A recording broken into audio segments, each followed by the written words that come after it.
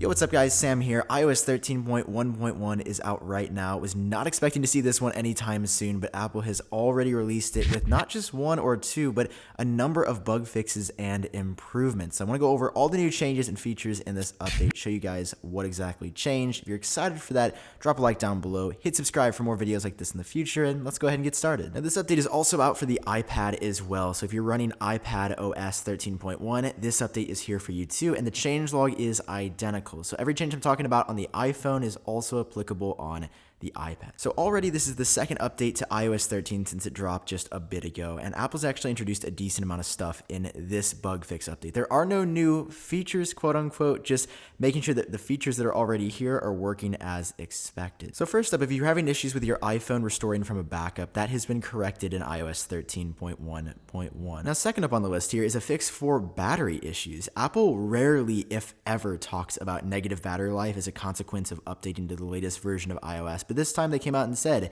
if you were having some issues historically after 13.0 or even 13.1, we have addressed some issues that should make battery life go back to the expected drain rate and not more than it ever has before. If you got one of the newer iPhones and you were trying to talk to Siri, Siri requests have been updated to work as expected. This is another weird one where I didn't notice it on my iPhone 11 or 11 Pro, but Siri requests were not apparently registering.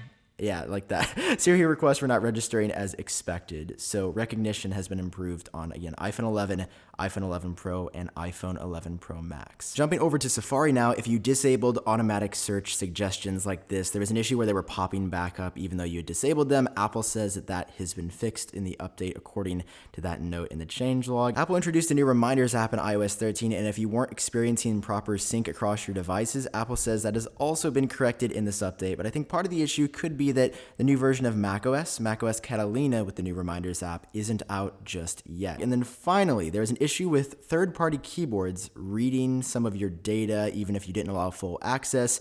Apple actually talked about this one a few days ago, so we knew it was coming in a future software update, but essentially if you use a third-party keyboard, you don't exactly have to worry about your data being sent somewhere it shouldn't, at least without your authentication and permission. We've got iOS 13.1.1 out already. I cannot tell you guys how surprised I am to see this so soon. Apple never releases updates this quickly, and I think the fact that they did is an insanely good sign at how their software team is feeling about iOS 13. They may have released the initial version with some bugs, with some serious issues, but they've already corrected so many of them, and iOS 13 has not even been out for a month yet, let alone 2 whole weeks. So let me know what you guys think about this down below. Do you like the update? Are you excited to see Apple fixing all these bugs early? I've had essentially no issues on the newer devices right here. I've sort of stopped using my XS and my XR, but on my newer devices, Apple's pretty much fixed anything that could have gone wrong, which is crazy. It's really cool to see. So that's all I have for you guys in this video. If you enjoyed it, drop a like down below and hit subscribe for more videos like this in the future. I'm Sam. Hope all of you are doing great, and I'll catch all of you in the next